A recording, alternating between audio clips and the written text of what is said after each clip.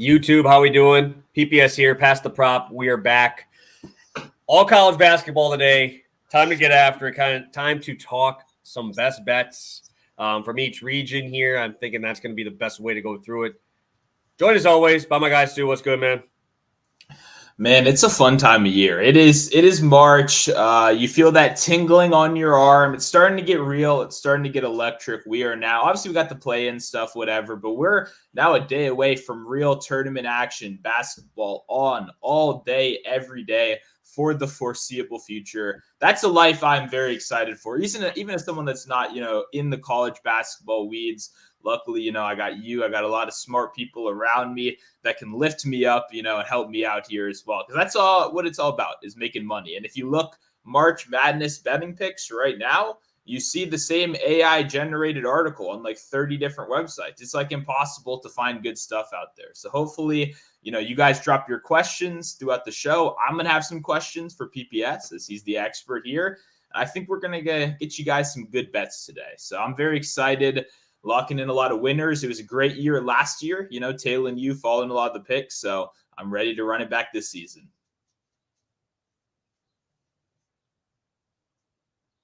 Can't tell if that's my internet or Justin's that has crashed right there. But I'm just going to keep talking for the time being, considering that he is paused on my screen right now. I do want to say, like I said a second ago, if you have any questions, please feel free to drop them in the chat. And please let me know if you can hear me right now. If there's anyone in here, it's his, you can hear me. That is good. Because talking over him this whole time would be brutal if it was on my end. But yeah, I will say that is one of the most important things for the show. Definitely drop your questions. We got a couple in my Discord that people sent through already. Had a couple personal messages. Trust me, guys, you got this. Yeah, we're back to now me full screen. This is obviously what everybody wants, is me talking about college basketball to all you guys. But I will say, I'll set up what we're going to be doing here today. It's mostly just going to be me asking PPS a lot of good questions. I have a couple bets locked and loaded. Some of them are props that I feel very good about. Some of them are spreads that I've now learned the whole rest of gambling Twitter likes, and I do not feel really good about. So it's going to be interesting. I'm excited, as soon as we get Justin back in here, obviously, to keep it going. I don't want to spoil any of my bets right now. But yeah, I will say, get those questions locked and loaded. What should we do here? I'll start out by who's going to win it all? I'm kidding. Who do you like? Yeah. I mean, one thing I'll say by starting out is one of the biggest things, if you're not a bracket guy like myself, I think one of the easiest ways that you can optimize this, especially if you're playing in pools, I would highly recommend playing in as many pools as possible, because you have to understand that it's a game theory thing at the end of the day. In real life, for the past couple of years, I pretty much have just gone up to anyone and I'll head-to-head you any amount of money. I haven't watched a single drop of college basketball. And there's a pretty easy system, which is you pick the betting favorites in round one, and then you pick based off of that, based on the full tournament odds. And it is fairly simple game theory way to get through a lot of these tournaments. I think anyone in this chat that has enough betting knowledge, even if it's not about basketball, I think you guys can pretty much beat anyone you want in real life, because at the end of the day, these are insane. Have you guys played like these pools at your work? Like some of the one-on-one stuff I did with college buddies and stuff like that, I was getting truly the most insane brackets possible. Like truly, people love to just pick wherever they went to school, all that kind of stuff, fire them off. So we got Justin back in here. Dude, that was the weirdest shit ever. Like my entire thing just went down. 3 minutes later, my entire Wi-Fi is fine. It just like, oh, we have an outage in your area. Dude, what the fuck, dude? And then it's good. It's like, man, this is crazy. I'll probably have to go a little bit quicker because I don't trust this stuff anymore. But man, that was annoying. That was weird, man. Yeah, well, while you were gone, I was just trying to take the people through my general betting strategy of March Madness, which is take advantage of the fact that people send you the most insane brackets of all time, right? And that at the end of the day, I play in pools. I play against people all the time. and I just pick the betting favorites. And that is a very strong strategy, going against people that are picking you the school that their dad went to and the school that their girlfriend's dog wants to go to one day. Like, it's truly the most insane stuff ever. So that was just a little general betting advice before we got into the thing. Glad to have you back here now. Yeah, I know a lot of people actually do mascots. I've seen a lot of people doing the mascot betting where they just bet on the best mascots. And that'll be interesting because a lot of those like shitty teams have cool mascots. So you'll be seeing a lot of 16s find their way into the Sweet 16. Yeah, I missed the Paladins. That's for sure. They didn't sneak in this year, but I'm sure there's some other good ones. They deserve to. That defense was atrocious. That's why we like the overs, but defense is atrocious here. So happy that you were able to keep us going there for a little bit, dude. That was just so weird. But I'm ready, man. I'm excited. This should be a fun little show here. I have my favorite bet from each region for this, so we can get into that. But we got a lot of people in here. We'd love to see it. We got Flame Fam in here as always. We got David in here. Hey, appreciate you. Who do I like to win it all? Well, I'll talk about it a little bit. I don't know if I'll give you my whole winner, but because I'm about to run one in my VIP group. We're about to run a tournament. So I'm like, can't tell it too early. So then you guys, you'll know who I'm betting on there. Dark Horse Scott. Yeah, we'll get ready to go here. Yeah, dude, it's gonna be a fun one here, but that's a good thought. And just kind of understanding what teams are good at and what they want to do, right? Yeah. That's a lot of the breakdowns that I'm gonna be talking about today are gonna be just based on what the teams want to do. And can the other team stop them? If they can't, it's going to be a rough time. Yeah, and I think that's too, I mean, generally that's how you find the upsets, right? These kind of teams that are maybe very good in one category, not so good in the other category. Like, how can we take advantage of that? Even if it's not maybe the most likely outcome, it's still one that's in the range of possibilities. And that's what's so fun about this tournament, right? You get these teams that just chuck threes all game. You get teams that have only played their one style of ball all year. And, it's finally an opportunity to kind of get them out of their comfort zone a little and see who can actually put their feet in the fire, and actually stand the test, especially with all this like home field, some of these big teams getting games kind of close to them as well. Definitely a couple added layers of challenge. Yes, sir. Yes, sir. Stu, you got any fun spots here in your bracket before we get started? You got any fun spots there that we want to talk about before we get into some bets here? Okay, well, my bracket is a bit of a mess, obviously, like, most people right now that still have not made up their mind on who's going to win and all that stuff. But to me, I'm very curious. Every year, obviously, the biggest upset, the 12-5 and then the 13-4 is the thing people are going to be like targeting a lot because it's the realistic chance at an upset, right? And for me, my biggest thing is always you really want to avoid the biggest public dog possible.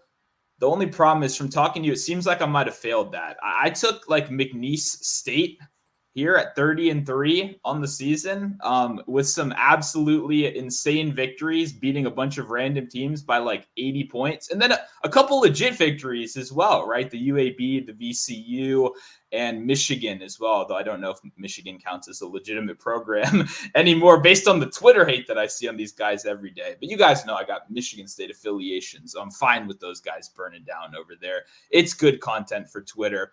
For me, the thing is, I'm trying to avoid the public dogs. I thought this would not be as public because in my mind, when I see something like this, I see the whole world thinking, especially, in these huge office pool stuff like that Gonzaga is a free square right there. Gonzaga, this is the team I normally have to pick as a 2, as a 1 that is consistently, make it deep in the tournament.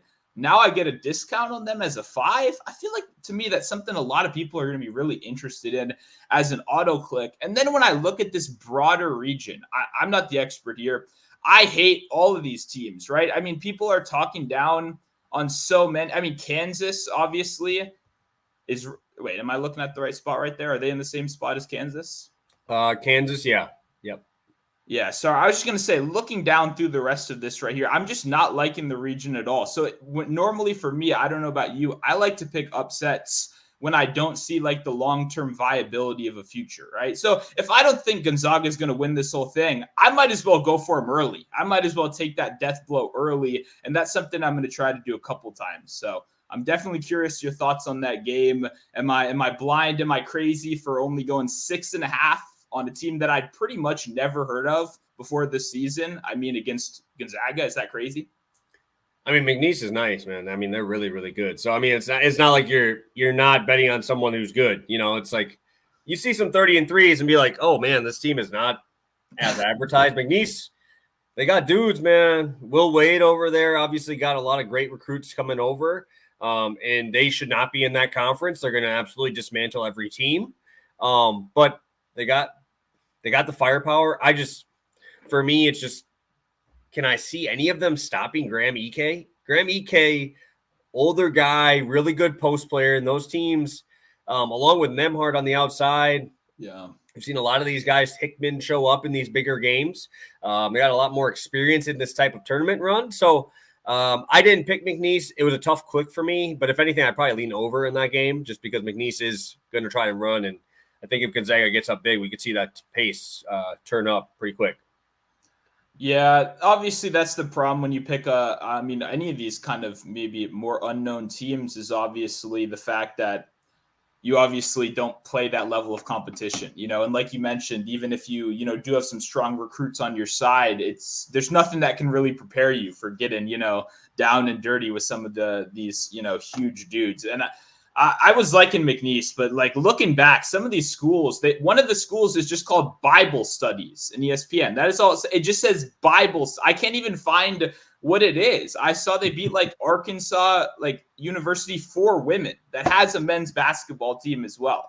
Like I don't even understand how you play a schedule that bad. This looks like my Division III schedule. Like the teams look similar. It looks like there could be in the same email list. So that's my biggest worry. I hate that. But hey, I obviously like the momentum. I like, getting an underdog right here in a gritty spot. I'm hoping they can get that upset, but if not, at least try to cover me that, 6.5 right there. Yeah, no, not a bad look. At all. I definitely think that when you win 30 games, I mean, you got to know how to close games out, and that's something that we also want to talk about as well, is being able to close games out, be able to do everything. It's all going to kind of come down to there. So, let's get it rolling, I guess. You want to get it rolling here? Sounds good. Do you have a bet you want to start out in, a region that you want to go to first? You were just talking Kansas, right? So yep. I'll just stay over there. We got, what is that, Midwest? Yes, that is Midwest. Yep. I will stick over there. This was a play I put out pretty early. I'm going to be on Akron plus 12.5. It's a big number. I get it. Wow. But dude, Akron matches up pretty well. Like, and it's weird to say because they're facing Creighton, very high net, very good team, loaded, right? Yeah. But what do? They chuck threes, and you're not going to be in a home spot for them. I love backing them at home because they're phenomenal at threes at home. But now you're in a neutral floor. Doesn't help anybody, right? I believe that they are, I don't remember exactly where they are. I think they are Pittsburgh. They're in Pittsburgh over there. So a little bit of home field advantage, but for fans, but not like they've been in this stadium before, right? You got a team that wants to shoot a ton of threes, and you have an Akron team, like that is what they do well. Like they run you off the 3-point line, right? They're 14th in the country in 3-point defense. Obviously very, very good. You look at what do they do when that doesn't work, Creighton? Give it to Kalkbrenner.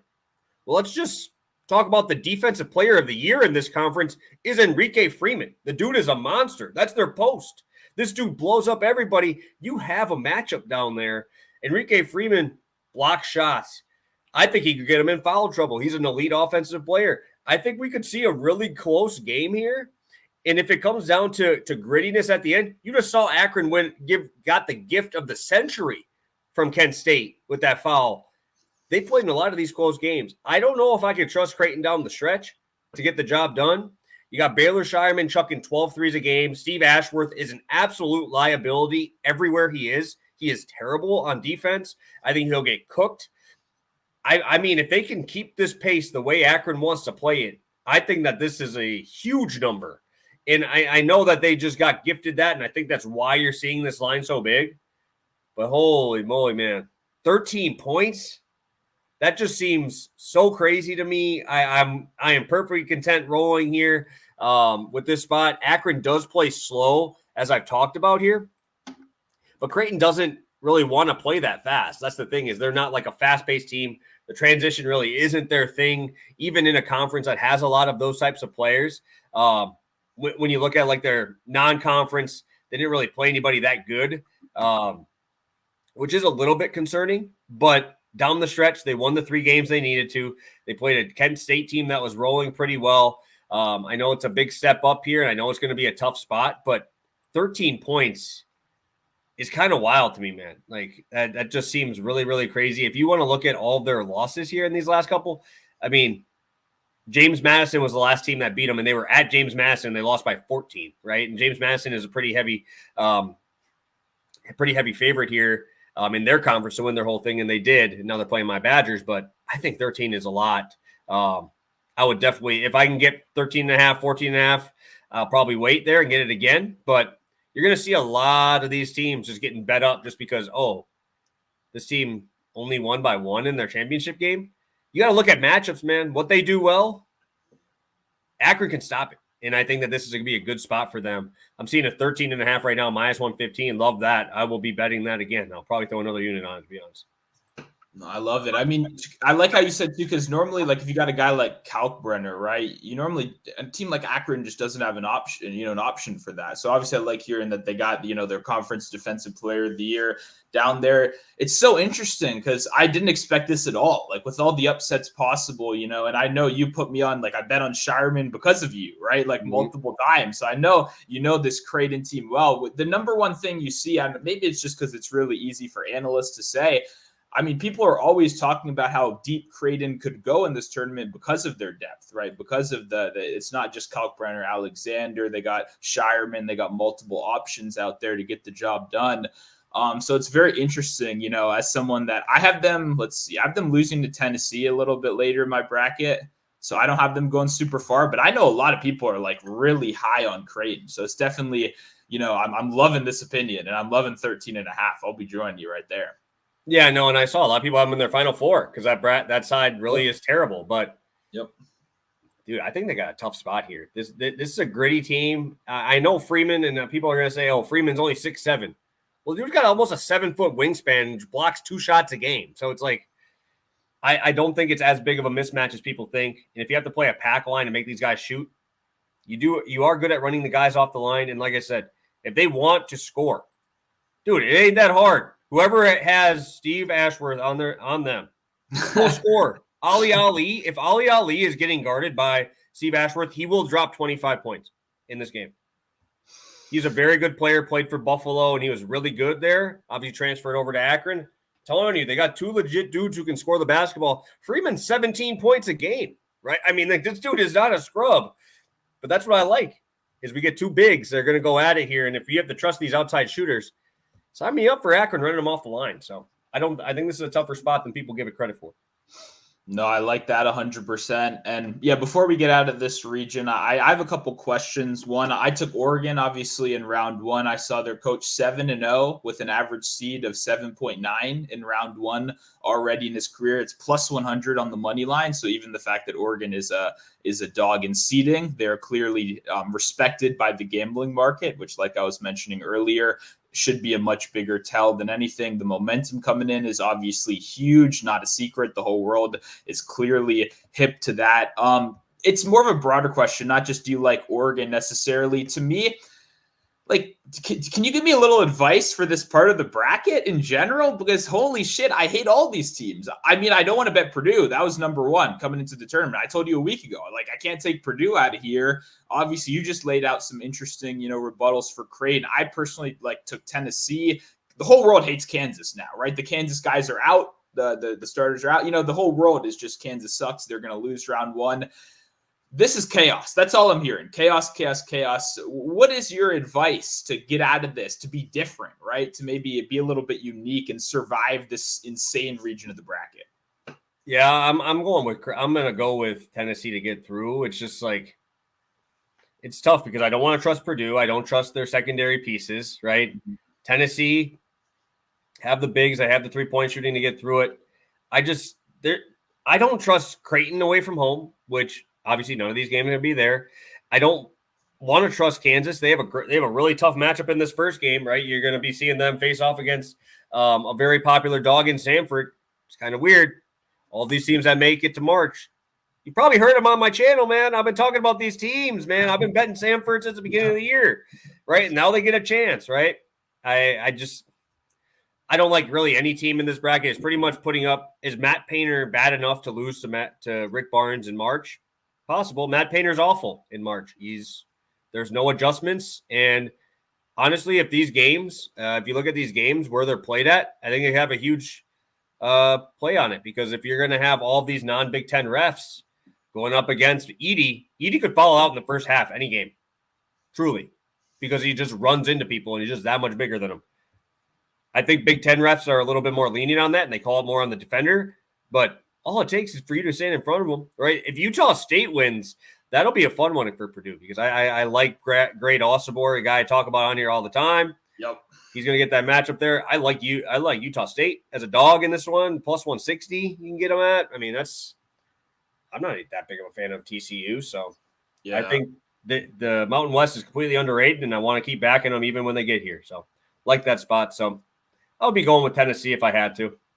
Sounds good. Yeah, I grabbed Osabar points, and I grabbed them on just out of a little, respect to what he's done for me so far this year. Not gambling advice. So, are there any upset because if I'm just trying to think where I can get different. That's my thought process, right? But it doesn't sound. I don't.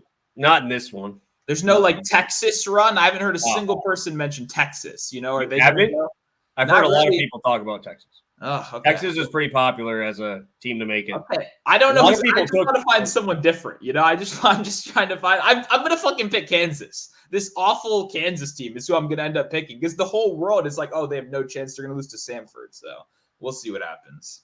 Yeah, we'll see. It just sucks when you lose a guy like McCullers, and you're gonna have to face Dickinson against a guy who's as big and as athletic.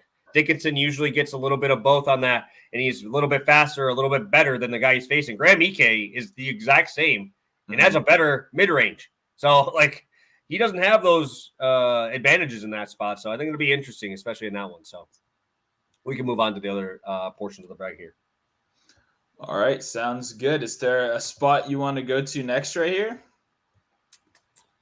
We can just go up. Let's go to the South conference there. We can go south up there. Sounds good. I mean, obviously, I have one bet in this I have two bets in this conference. The first one, once again, another one. I hate to be on the chalk side, but I bet JMU 5.5 day of. I think it's 4.5 everywhere now. So that's obviously the whole world. You clearly know this matchup. Wisconsin. I don't know either of these two teams. So am I crazy? Am I in the wrong being on the public side? What are your thoughts on this game? I mean, I usually like to fade those when I see everybody betting on a dog, right? I mean, last year, I think they were 1-7. The top 8 dogs bet were 1-7 last year against the spread. So I kind of like what the Badgers are doing right now. They're playing good basketball. They have a legit scorer now. We haven't had that since fucking Frank Kaminsky, bro. We don't have scorers here. Maybe Johnny Davis, but that dude sits his ass on the bench and does nothing. So AJ Storr is fucking legit. It's just, can James Madison speed up the Badgers? I don't think so. Nobody can. They want to play slow, and if you have a team like Illinois who can speed them up, it's because their defense is horrendous. So they have the advantage in certain spots there. So I definitely I don't know if I'd play them. I obviously am a Badger fan, so don't take that with a grain of salt there, but just what I'm rolling with. I'm not on James Madison. But I see where everybody's coming from. They're an old team. They're all 5th, 6th year guys. I mean, do you guys think that the Badgers just only get freshmen? These dudes are always old, man. We're playing 24-year-olds here. Yeah. So this year is a little bit different because we have a couple starters that are younger. But Chucky's been there for 8 years, bro. For real.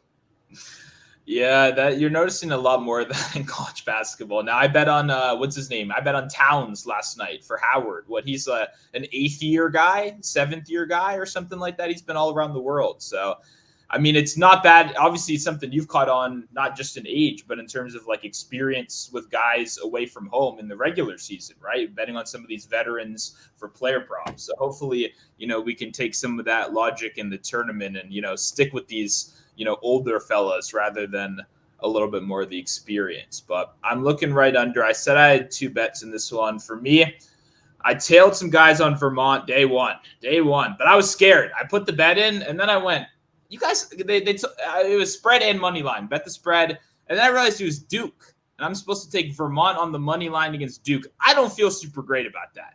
I watched Duke even almost lose to UCF a couple of years ago with Taco Fall, and then suddenly there were 500 foul calls in the last 3 minutes, and oh look, Duke is out of here real happy. Fading Duke for Vermont in the first round seems insane to me. But I mean, against the spread, it could go a little different. The points are obviously a lot different. But I'm curious, is Vermont, do they got a shot against Duke right here? Is that a live dog? I'm not taking Vermont. Who's going to guard Filipowski? I have no clue. That's why I got scared. No chance. I will not be betting that. People want to bet dogs to bet dogs. You got to bet dogs that actually have a shot, dude. Come on. Proctor's an old dude. It's not like you're playing a bunch of freshmen. It's not like you're playing Kentucky's from a couple of years ago who don't probably give a shit about these first rounds and they're just running through it. But Duke's got a lot to prove. They look like shit at the end of the year. So it's I probably will bet Duke make the Final Four. Wow. Just for the straight numbers that I'm going to get on it because they've been so bad. I don't even want to know I want to know what the odds are on that. I grabbed Duke midway through the season after a couple losses, and they were 45-1. Obviously, I don't feel great about that number, but I wouldn't be surprised to see them make a mini run here. The Duke-Wisconsin game was my hardest pick of this whole bracket. So, yeah. I mean, that's an interesting one right there for me. Like I said, obviously looking. I tried to make the upset. I bet I still have Duke in my bracket. That's probably what I'll continue to do. But man, even I'm trying to find Vermont, it's the consistency. Obviously, 19 of their last 20. They've been here a couple of years now, a little older. I can see them sticking around, but it's definitely Duke has just the high end talent. That's what's scary. Obviously, these guys are all 5-star stars. You know what I mean? I bet they have the guy that paints his nails on this team. I bet him, and he dropped 30 one day randomly. I was like, hell yeah, this guy's awesome. I don't even know anything about him. So I just that, the elite athleticism. I'm scared going against it, but I do have a little bit of Vermont. So let's hope those boys keep it close. All right, I'll try to speed it up here. Which we're in the region for South? Yep, all right, let me pull up I'm going Kentucky again in this side of the bracket. They're playing Oakland. I really like them to score 100. I think they're going to score 100 on this Oakland team. Oakland, I don't know what you're going to do, man. They're 220 in the country and guarding the three-point line. They have one stud in Trey Townsend, who's a big dude down there. I mean, if he's going to have to guard Trey Mitchell, who's going to probably stand on the outside because he's not really a true post. And they're not deep. They're going to run 7-8 guys. And they have one shooter, right? They have one shooter on the outside. He's actually from Wisconsin. He's a recruit from here. I just don't think that they are a deep enough team to compete. And if Kentucky gets up late, which I think they do, I think they get up pretty big. I know it's a popular bet is them minus 14. Yeah. I know it's popular. But if they get up and pull their starters, which I could see, right, with 6 minutes left, you're bringing off dudes who are 4 5-star recruits off the bench who probably are going to transfer, right? They're probably transferring. So you got to show good tape. I'm telling you, they're going to go score. That's what I've seen this year is a lot of those last 5-6 minutes where I was getting screwed on overs. That's not happening anymore. You're seeing these high-end dudes off the bench come through. I don't know what they're going to do with this pace because Oakland is 232 in pace in the country. Well, what happens when you're down 20 in the first half? What happens when you're going against a top 3 first half team? You know what I mean? I don't understand how you can stay in that slower pace. You've got to go fast if you're going to try and keep up. And when your best player is a big against probably a team running 4 out, 1 in, and that one inside is a good shooter, I just don't know what you're going to do. I don't see that defense translating over. And I mean, this team is ranked 165 in adjusted defense, right? The teams they've been playing are 140 in adjusted offense. Well, sorry, guys. Let's just run you against an absolute gauntlet of shooters. a fast-paced team and number 5 team in adjusted offense. Like, this is a buzzsaw Kentucky team, and it's not like they're all freshmen, right? We have a couple freshmen. You got Dillingham, who's elite, Reed Shepard, who's elite, but you got Antonio Reeves, baby. I'm going to tell you, that's my boy. I'm going to roll with him in this one. I think they're scoring 100 in this game. Yeah, I like this. Obviously, I was looking at Dillingham points just because I've been watching all the highlights and stuff, like a casual fan, want him to come to DC. I like the flashy guy. He's definitely the flashy guy on that team. So that's always good too, though, if you do have a deep team. Like even you mentioned before the starters getting pulled, I bet, some of these young guys like Shepard, Dillingham, they probably get a couple extra minutes at the end to have a little bit of fun right there. Not in blowout times, but obviously it's a deep team like you mentioned. So definitely excited for this one right here. Probably won't be very close, but Kentucky, I'm going to be watching all their games, man. They got a lot of guys going to the draft. You always want to be tapped into those kind of teams, and they've been fun so far. So definitely riding with you on the team. So I agree. It's a good way to not get like backdoored with the whole world on the, minus 14 as well. Yes, sir. Yes, sir. I don't really, where you want to, we can head to East next, or do you have anything else on that one? No, I don't have anything else in that. We can definitely go on to the East, obviously. Very, very talked about with UConn. A little bit of a tough road here going on. Do you have anywhere you want to start? Any bets you want to get going with here? Yeah, I mean, it's not going to be a fun one. It's not going to be a very popular bet. I feel like I'm going to be on an island again. Akron, I'm on an island, grabbing 13.5. I'm going to Duquesne. I'm going to Duquesne Dukes at +10 against a team I back a lot. You got BYU Cougars, a team I play a lot of. I play them almost every single game. I bet I'm on the overs all the time, but this is kind of a tough spot, right? I mean, again, what do? They shoot a lot of threes. Duquesne, top 50 in three-point defense. Over their last 3 games of their tournament run, 24% they allowed from 3. They're getting out on your shooters. They're a tough spot here. If BYU can't get the shooters going, all right, let's go down low because that's where Duquesne is weak. Duquesne does not have bigs that can compete with these high-end talent. That's why it's tough. But you have the 2 guys for BYU, Ali Khalifa, 7-footer.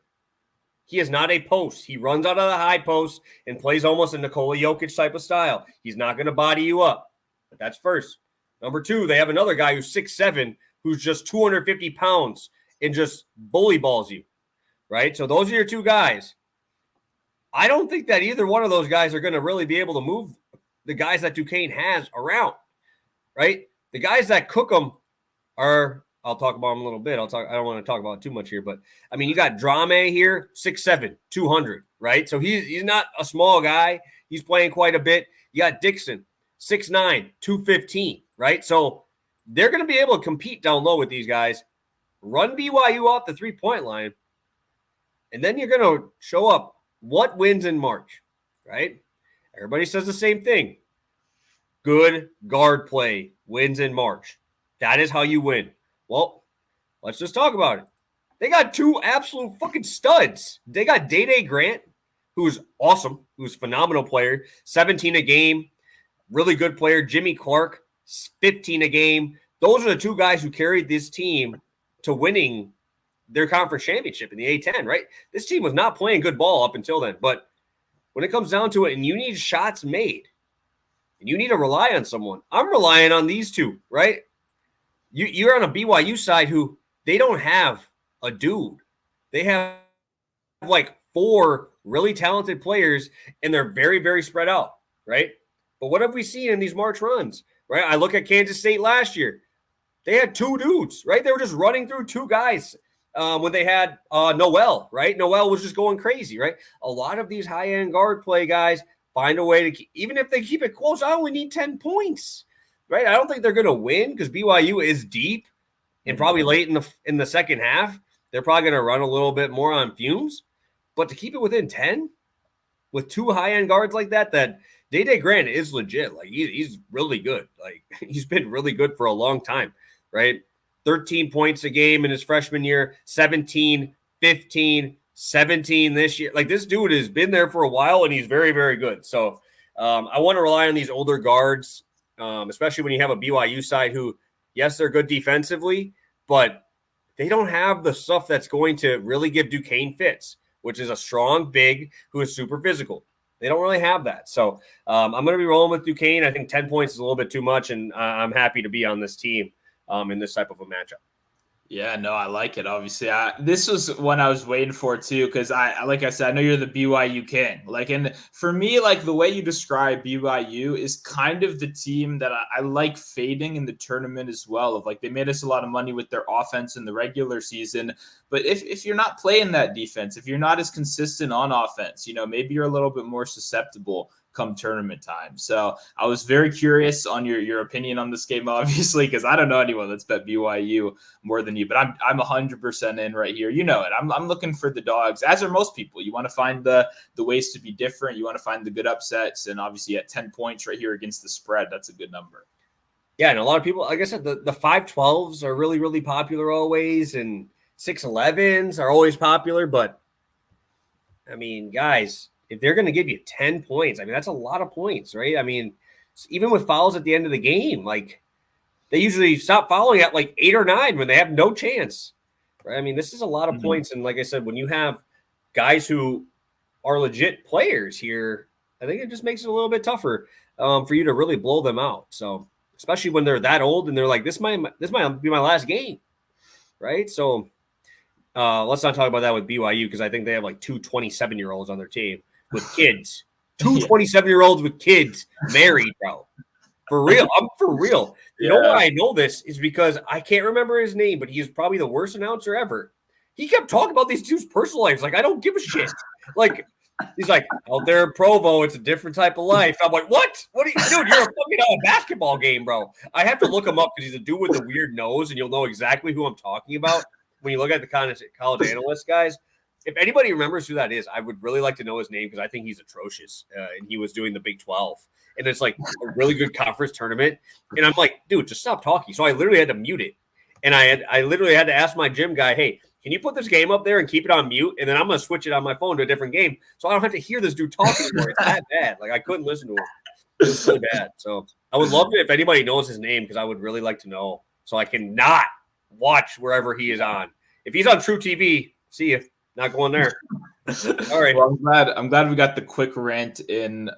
Before we leave, obviously, this region too, I want to ask you above UAB, San Diego State's an interesting one. People talk about San Diego State every year. I bet an over in this game, which sucks because San Diego. I can see by your face it's already rough. I'll give you the reasoning, and then you can tell me if it's that dumb. It's the Yaxel Lenenberg guy that I bet on him a lot this year. He's made me a decent amount of money.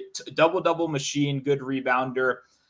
The problem is San Diego State is obviously a phenomenal defense. My thinking here is that this is a guy that's he's their post scorer. He's getting it done, and he's a great offensive rebounder, which isn't the best here, but obviously he's good on the boards. He's going to score inside. Everything I'm reading is San Diego State takes away the three, right? So they're so phenomenal against the three. They're great outside. It seems like it's going to be a lot of deep shot clocks, late opportunities. And for me, it seems like this is going to be the guy that's taking the shot. And if he's taking the shot inside, he's at least getting more, one-on-one opportunities rather than, the tough three ball. At 13.5 points, and I also did take the boards just because he's been a double machine. The rebounds moved, though, from 9.5 up to 10.5. So that I wouldn't play that anymore. But am I crazy here? I've heard so much about this game. I know an over against San Diego State is brutal, but I think the thought process is at least kind of solid. That it's a terrible for a lot of other guys, but maybe a little less for him. I don't want to go anywhere in this outside of BYU or outside of UAB,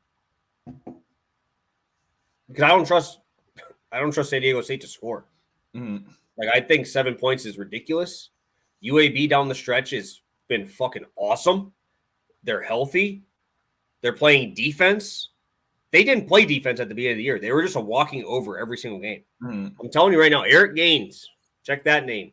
That's going to be their leading scorer in this game. Okay. Eric Gaines is going to go crazy in this game. This dude's 17 or 15 plus in 5 of his last 6 games, shooting phenomenal, shot over 50% from 3 in 4 of those 6 games. I'm telling you, I think Gaines is going to go crazy. I don't trust the peripheral scorers for San Diego State in this anymore. You had Trammell last year. You had a couple other guys that really led them. This is an older team, right? You had Bradley there last year. That dude was 29. I'm telling you, this is not a team. This is not Lamont Butler is their best guy here and Ladie. But again, what does UAB do? They have a big, like they have someone that can physically match up with them. And when does Ladie go crazy? Against guys that don't have that, right? He just goes off because you can't physical with him. He's that big. I think this is a good spot for UAB.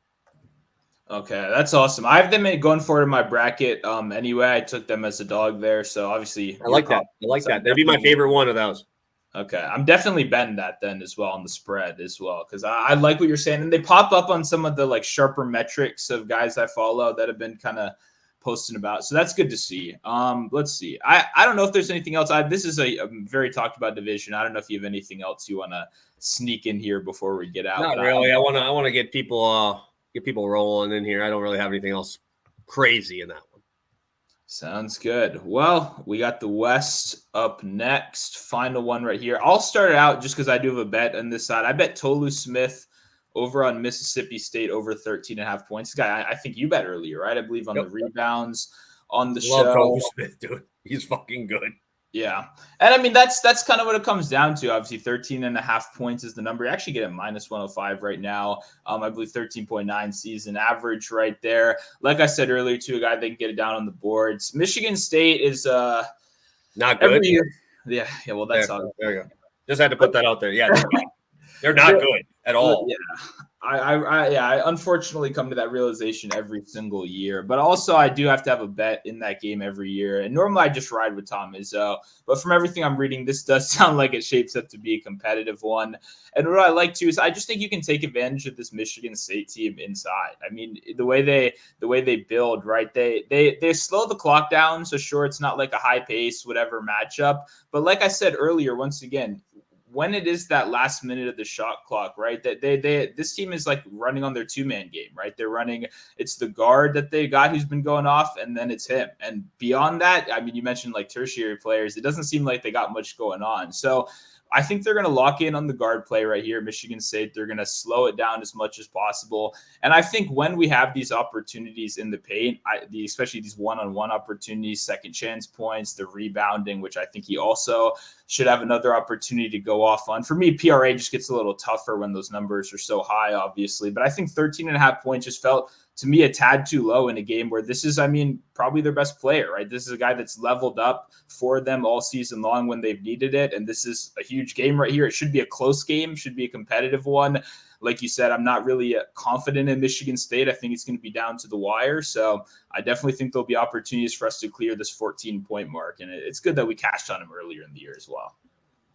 The only thing I don't like about this bet is I want to bet on Hubbard so fucking bad, man. That dude is a beast. But everything I read said it's going to be all about slowing him down. Do you think that's true for Michigan State? I'm trying to slow down the guy who's going to be shooting 2-foot shots, and I don't have someone who can guard him.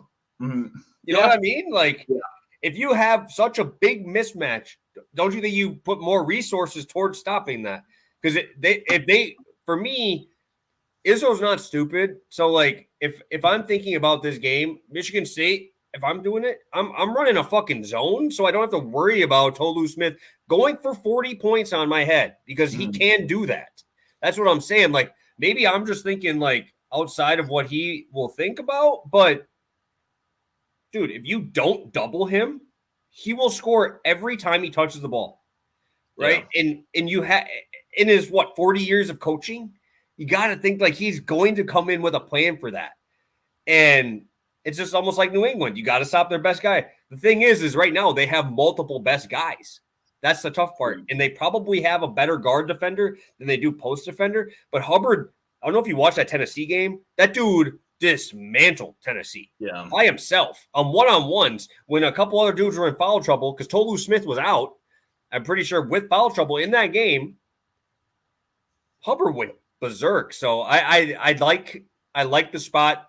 The matchup is there. I think maybe I give Izzo too much credit that I think he's going to try and find a way to stop him. Yeah. You know what I mean? Like, that's kind of the way I'm thinking about it. But no, I agree. I think that's really good. I think more what I'm looking at is it's like I think maybe you're giving almost maybe too much credit that they will be able to just take away the number one option, right? And if both of these guys do get going early, like you said, it's kind of a pick your poison on who's going to beat you. And hopefully there's opportunity for both. Obviously, when it's two guys carrying the load, there is chances. Obviously, both of them can go over those numbers, especially when it's as low as 13.5.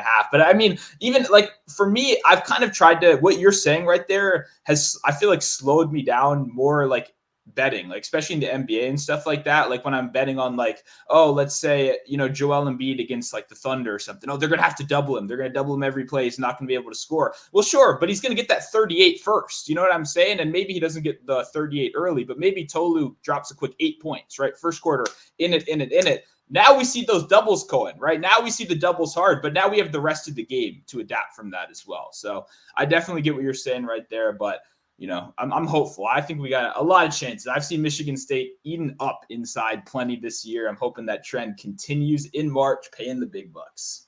No, for sure. No, if they don't double and Izzo thinks that they can try, I mean, he was going to go for 30. So it's like, That's what I'm saying. So, my last play, right? So, again, a guy that you've seen me bet a billion times. I'm going to Deron Holmes, and I'm going to his points rebounds.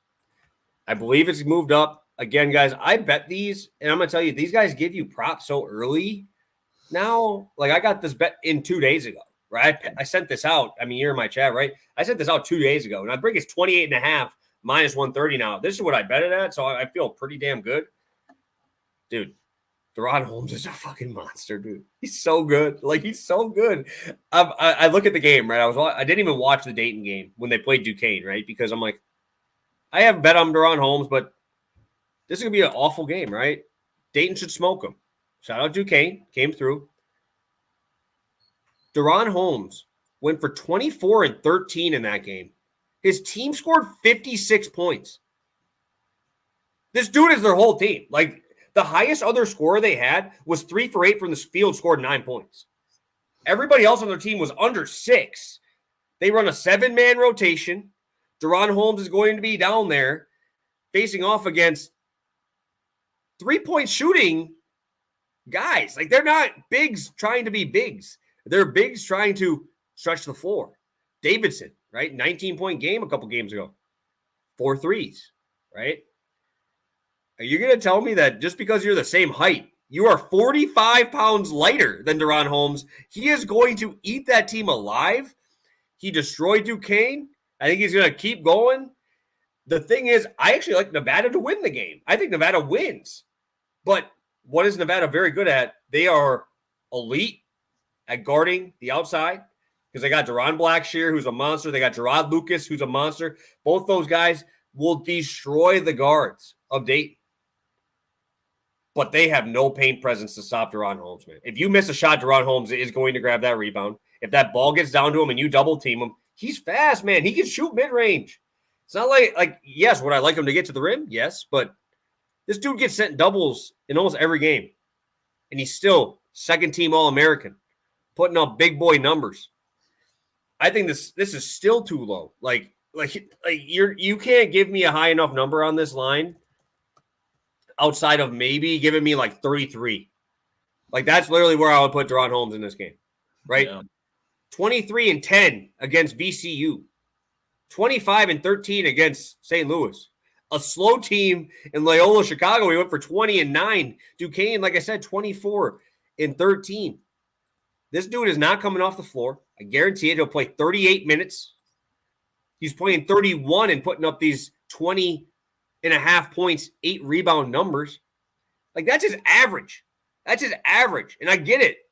Nevada, they're playing in a better conference. I love that conference. But these guys got destroyed by Jaden Ledee too. You know what I mean? Like, Jaden Ledee did whatever he wanted against these guys because their guards are so good. That's where they run their offense. That's how they're winning these games. And they lock up your guards. I have a really hard time seeing them slow down Deron Holmes. So I'm going to keep going with him. I bet on him about every time I possibly could get a number for Deron Holmes. He has found his way to my card. If anybody in this chat is in my VIP group, they know we've literally bet on Deron Holmes every game. And this dude continues to produce, and you can't get a line high enough, right? It's like Luka, bro. Like, you can't go over 55.5 points, rebounds, assists. Mhm. That's crazy. That's like when Dame point number was at 34.5, and it was still hitting, right?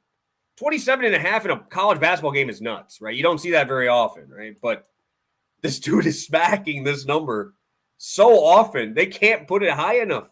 This dude's going to grab, like, his number's at 9.5 for rebounds, minus 130. Like, the books know, dude. Like, they're going to give you that. They're like, oh, I don't want to bet on that, right? It's a lot of juice. Dude, he's grabbing 14 boards this game. If you miss a shot, Deron Holmes is going to get it, right? So I really I like all of these plays. I like the dog plays. If I had to, dude, I'm betting on just pure Deron Holmes putting up numbers. And again, I don't trust Dayton to win. I don't think they win. Yeah. I trust the guards way more for Nevada. But you're not splitting with anybody, right? It's just like Embiid, bro. Like, okay, Embiid goes out. Who's my backup? Mo fucking Bamba? Really? Who's Deron Holmes' backup? I don't even know. I don't even know who it is. That's what I'm saying. There's nobody else there. Yeah. And now you're going to get an easy matchup in the paint. Damn, dude, I'm hyped for Deron Holmes. Just put up big boy numbers and lose the game.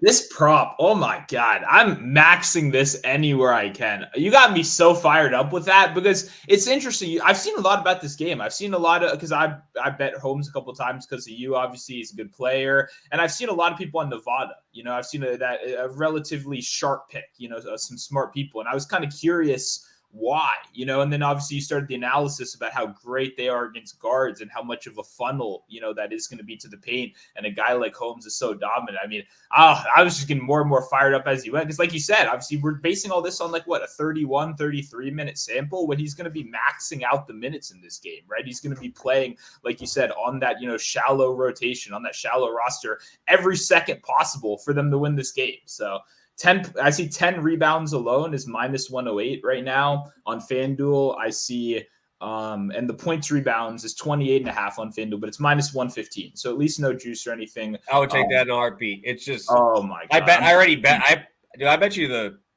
I'm sorry. I think it might be my group chat who probably hammered this shit. I sent this out 2 days ago and it just got nuked. So I think it should go up higher. It's just like, yeah, you just can't place it high enough for me with this guy. Like, he's that good.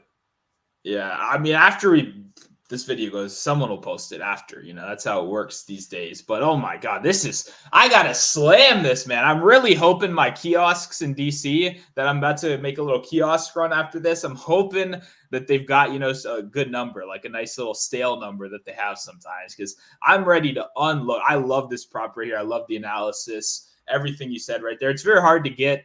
You know, like I think the reason the numbers here is frankly because all that stuff you said is not really super baked into these numbers, and getting that kind of value, you know, in a market like this is insane, especially when books want to take March Madness bets. It's very hard for them to tell what's sharp action and what is less sharp action. So for those that are more limited on books, this might be a good opportunity to revisit some sites that have fucked you in the past. It's a good way to get a little bit back on them sometimes. So little advice there, but love Holmes right here. Going to be, oh my God, I'm going to have so much money on this prop. Just to let you know, I'm so ready. I'm so ready for this. It's a great one. Hey, he deserves that money put on him, man. He's made us how much throughout the year. So even if he loses, I will still be profitable on my Deron Holmes bet this year by a lot. So, Stu, I guess that's all my bets, my best bets from each region. I'm going to post a video. It's going to be about 10 minutes with all of these in there, quicker analysis. This is obviously my full breakdown. I did them quick in the other ones, but what do you got, Stu? You got anything else you want to talk about here before we head out? We got a nice full action here. So what do you got? Yeah, I guess only final question in this bracket. What do we think Charleston, Alabama? I've been seeing a little talk there. Anything crazy happening, or are you just SEC Alabama is going to keep it rolling? Is that? I don't mind them. I like Bama to win that game. I think Bama's a higher end, better version of Charleston in the way that they want to play. And you can't really out athletic Bama. You know what I mean? Like it's tough. Like the teams that beat Bama control the clock. They're good in there. And that's the thing is, like, I think that St. Mary's, I just don't think St. Mary's gets that matchup. I think Bama wins because I don't think St. Mary's can score. Like, even against Bama. Bama's like one of the worst defenses I've ever seen, but I don't trust St. Mary's to score. I watched the second Gonzaga against them. That was the worst attempt at offense I have ever seen, ever. And I watched that Virginia game for 10 minutes last night. I want you to go back and watch the first half of St. Mary's versus Gonzaga in the second game at home, mind you, to go undefeated in conference, right? That's a big boy game against your rival at home. You have everything going for you. This is your last game. Absolutely dismantled and could not score one bucket. So just that game sits in my head. And I just don't trust any of their guys to score there. So I love the grimy teams like St. Mary's because, you know, my thought process is if you play that ugly every day of the year and these teams that run, because what Alabama's the opposite. They run, right? I mean, these guys in the SEC are running. They're getting out there, top end athleticism. And then you got these guys in St. Mary's who look like a rec league team who play, you know, at like a Knicks Tibbs pace. So I don't know. To me, it's just like those are the kind of teams I feel like when it's so ugly in the end, you know, obviously you have to make Alabama play your style of basketball first. And obviously you have to win your first round to even do all that. But those are just the teams that it's hard for me to get away from, even though they're never going to be great for like covering as favorites or anything like that because there's no offense, you know, but I like the grimy games. That's going to be, I hope Alabama St. Mary's, just as a fan, happens because I'm really curious to see what style wins that fight, even if it gets real. I don't even know if St. Mary's win their first game. They could lose to Grand Canyon. Yeah, that's what I'm hearing. But I was hearing some smart people like the other side, but then I think St. Mary's should, but like St. Mary's. If I have to worry about Charleston on one side and I have to worry about Grand Canyon, I am significantly more worried about Grand Canyon than I am about Charleston because Charleston ain't going to – like Bama, I think, blows them out of the water, like truly. And I know a lot of people are betting on Charleston because of how bad that defense is. You also got to remember the teams they're playing are crazy athletic, right? They're as athletic. They just have a better scheme, right? I don't trust Nate Oates. Trust me. I don't trust him. But I don't trust St. Mary's to score. The one team in that conference that's more athletic and moves like that is Gonzaga, right? And they're not at home. And I know they get the nice matchup in Spokane, Washington, which is closer to them than Bama, but I don't know. Last question here I'm seeing about Drake. I do like Drake in that first game. I think that's a good matchup for them. Washington State, again, a Pac-12 team. I don't think that matters. Pac-12 was very top-heavy, and this team was fighting for the conference title, but Colorado was not good until the end of the season run, right? Arizona was hit or miss, right? I think Drake gets it done. There are a lot of older guys here. They've been here. They've had a couple of these games like this. I think that Indiana State game really showed me a lot about them in a close game against a good team, a very good offensive team. Drake is a phenomenal offense. They're really well coached. And they're disciplined, man. And those are what the teams need in March, man. So I like Drake in that one. Nebraska or Texas A&M? I am on the Texas A&M side there. I am on them. You know why I'm on them? Because everybody's betting Nebraska because of the dude with the headband, bro. That's exactly. I'm that side. Yeah, but that's the public side here. Why would I bet on that? You know, Wade Taylor is going for 35 on these dudes. Okay. Wade Taylor will go for 35. Nebraska's going to shoot 100 threes away from home where they've been bottom 10. They're awful away from home. And now you're going to put them in a neutral court against a team that doesn't need that? Like, hey, they got Japanese Steph Curry, though. That's all I need to see, baby. That's all I need to see. Yeah, what was Japanese Steph Curry's 3-point percentage away from home? Check it. I don't know how to spell his name, but yeah, we'll type that in. Type in your Japanese Steph Curry. Try it. Tominaga. Let's see. Yeah. Okay, we're gonna go. His home bet. I bet you shoot 50% at home. It's not bad. It's 37.5. Yeah, but now you're gonna be in those bigger. You're in these bigger spots. Yeah. He didn't shoot well in their game they lost in the Big Ten championship or Big Ten tournament. He didn't shoot well. I got you. This one, I like in good faith. I feel like you got to put Texas A&M on the bracket, maybe just because I can't root against Nebraska though. I got to root for this guy. to hit 14 threes. Like, that's how it works. So I'm going to be with the public here. Now that I think that I probably will pick Nebraska. It seems like you have better real advice here, but that's okay. We got to root for the guy. I mean, he's going to be hitting 4 threes out there, celebrate, and you're going to be on your couch mad. Well, everyone else is going to be fired up, and I want to be part of the fired up team on that one. So I'm not going to bet the team. I'll bet it's like threes or something like that, just to get a little juice in that one. But yeah, no, I mean, there is not one part of me that wants to bet Nebraska away from home ever. That's especially when you have Wade Taylor, bro, who's 20 a game, who I bet on in the entire tournament. Bet on him. Tyrese Radford, phenomenal, 16 points a game. They have a big who averages 10 boards a game. Like, they have the pieces. This is a dangerous team, bro. So I'm not afraid of Nebraska for 1 second. 1 second, I'm not afraid of Nebraska. 2.5 threes for Tominaga is plus 118. So I'm going to take that. Get a little action there. And then what's the guy that you said is going to score? Because I want to get that as well. Wade Taylor is a fucking machine, dude. I bet on him 18 and a half in that game I posted on Twitter in my YouTube play of the day, free plays there, and dude hit 20 in the first half. So I see 17 and a half on right now. So I'm probably going to take that. Just, get a little action on both sides right there. And one more real quick, because I looked it up and I saw NC State.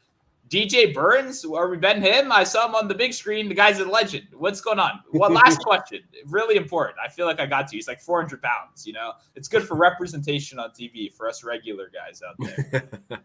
I don't mind NC State. I'm a big Grant McCasland fan, the coach for Texas A&M. Okay. Or not Texas A&M, Texas Tech.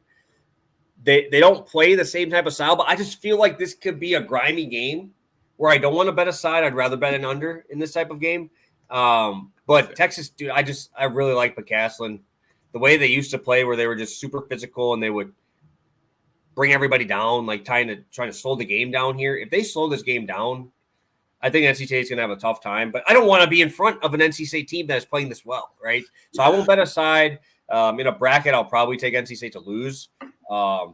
If this game was played 2 days after that little run, then maybe, but it's a week. They're waiting a week.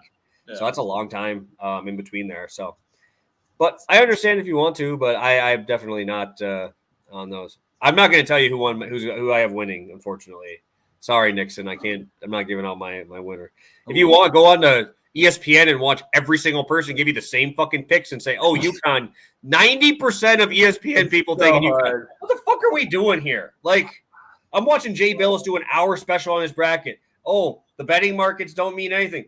Dumbass, these betting markets are smarter than you by a lot. Like, it's not even close. How is this team only 5.5 points? That's crazy. That they don't know what they're talking about. Bro, I'm telling you right now, people working in Vegas make Jay Billis look like a fucking peanut, bro. They're that smart, and they're getting these lines that close. Like, come on now. Saying Vegas don't know what they're talking about. Come on. Like, I saw that quote, and I'm like, Jay Billis, you are now completely – you're not even a person I want to listen to anymore. Like, I will mute it now when you come on because you just disrespected Vegas. And Vegas, I would love those Vegas guys to go up to his bracket and be like, oh, this is a shit bracket. This thing is going to get smoked. Well, it's okay to be against gambling or whatever, but you can't be wrong. And he's just wrong. Like, he's just unequivocally wrong. Like, we respect gambling markets because they give us the closest thing we have to accuracy in this. We wouldn't respect we would treat them like the college football weekly top 25 rankings if so, but we don't. We treat them with respect because they've earned it. So obviously a guy like that is just yelling because he's mad. Like, that's he's what an old guy who doesn't get it no more, bro. So, we got to move past Sorry, that. I had to get my other rant in there because it was just boiling up when I saw Jay Billis say that. I'm like, and this is who you're going to put on ESPN to have an hour special on the most bet-on thing in the world? Like, why would you do that? Like, come on, dude. Put somebody else out there. It's him and the dude with the weird nose that's a commentator. I just shut up, man. I don't need to hear you. Yeah. Well, before we get out of here, I'll say if you're tired of feeling that same way, you want your question answered. No one's answering your freaking bracket question. Drop it in the comments. We got you covered. That's what we're here for, right? As I said in the beginning, I spent like 2 hours researching stuff. Every article is just the same AI written article that just gives you the odds. It's very hard to find good information. So we're doing our best to give it to you guys in a palatable way. Obviously, mostly Justin carrying the load here. I'm just trying to set him up for some slam dunks, tail some bets. and hopefully, make some money at the end of the day. But definitely drop comments you have, questions, anything like that. Because at the end of the day, that's the goal here. We're just trying to make a better product than the one we're complaining about that. But we can't do that without the help of you guys. So the likes, the subscriptions, all that stuff is much appreciated. And yeah, we'll make ourselves as available as you need. You got questions, we'll answer them. That's the goal here, making money in the long run. Yes, sir. Should be fun. I'm excited. If you guys have questions, drop them in the comments. I just dropped if you just got here, shorter version a little bit earlier. Obviously, hit that like button. Drop some questions in here. I'll get to all of them as best as I can. I'm sure Stu will be able to as well. Should be fun. So, again, guys, thank you. We'll be back on Monday because I will not be around Friday, unfortunately. I will be probably drunk at this point. I actually – there is a minus 10,000 odds on I will be drunk by 1 o'clock on Friday. So I'll be at the bar 11 o'clock, 15 TVs everywhere. Already have my tickets placed. And I'm just going to be sitting there like this. Woo! Ready to cook.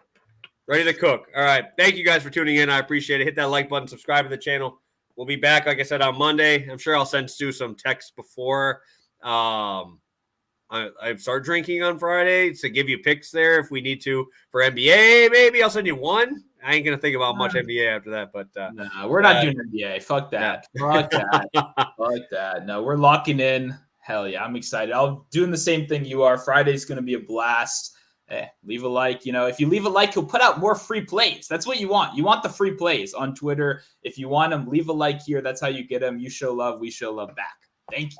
Yep. Thank you guys. Sorry for the interruption at the beginning with the Wi-Fi shit. It's all good now. I don't know what happened, but again, thank you. We'll see you guys on Monday, and best of luck on all your bets. Enjoy the first weekend of March Madness here, guys.